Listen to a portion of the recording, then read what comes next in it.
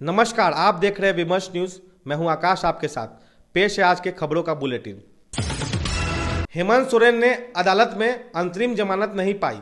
चाचा राम सोरेन के दाह संस्कार में शामिल होने के लिए 13 दिनों की अंतरिम जमानत चाहते थे। ईडी के द्वारा गिरफ्तार किए गए दोनों मुख्यमंत्री को बार बार अदालतों से निराश होना पड़ रहा है। इससे जस्टिस डिलेड की बात तो बार बार उभर रही है। केजरीवाल की तरफ से सुप्रीम कोर्ट में उनकी गिरफ्तारी को चुनौती देते हुए याचिका डाली गई थी। उस पर एनफोर्समेंट डायरेक्टोरेट के जवाब को चुनौती देते हुए केजरीवाल के पक्ष से आज आगे कुछ कहा गया है।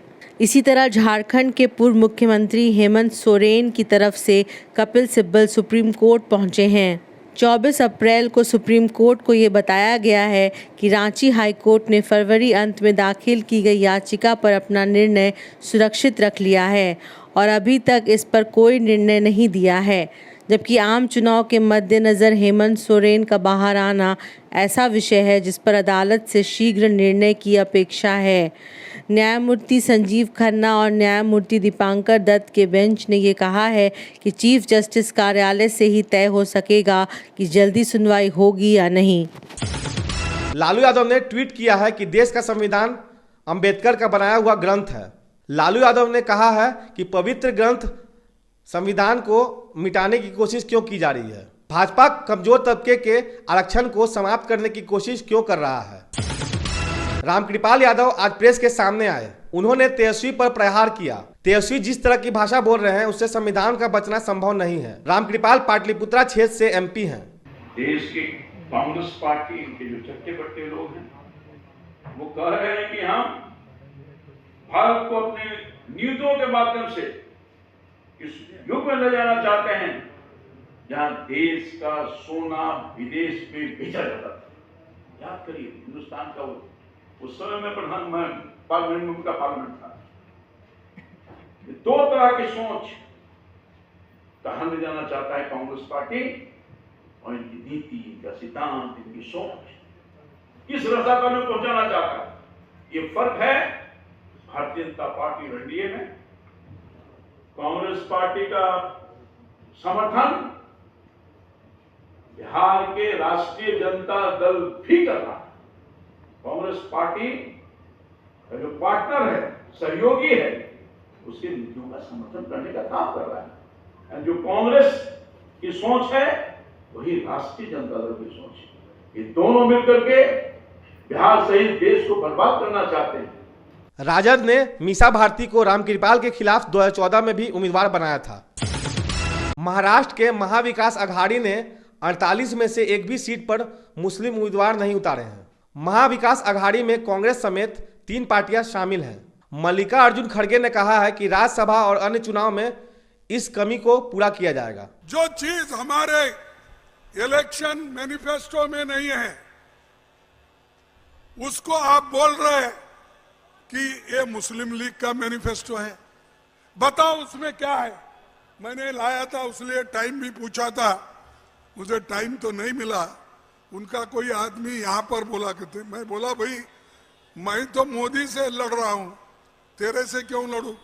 तेरे लिए लड़ने वाले ये हमारे बहादुर सेना है, हमारे लोग हैं, वो लड़ेंगे।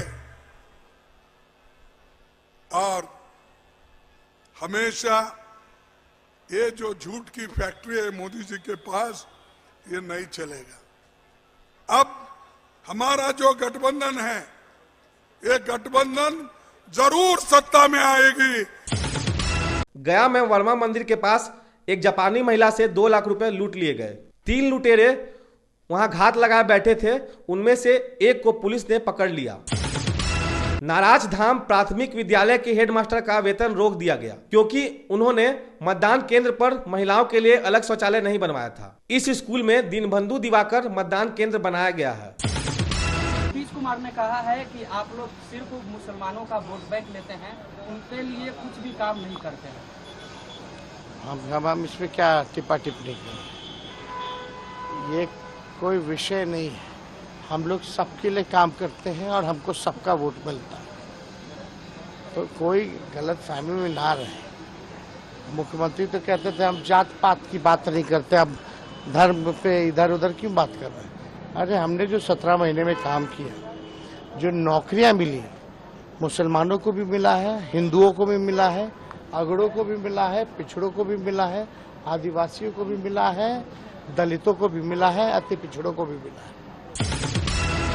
बिहार में 5 लोकसभा क्षेत्र का चुनाव संपन्न होने के बाद अब बिहार के बचे हुए 31 क्षेत्र के चुनाव अगले 5 चरणों में होंगे। पहले चरण में चिंताजनक मतदान प्रतिशत के बाद दूसरे चरण में बेहतर स्थिति हुई है। 58% से ज़्यादा मत पड़े हैं, परंतु ये 2019 के मतदान से कम ही हैं।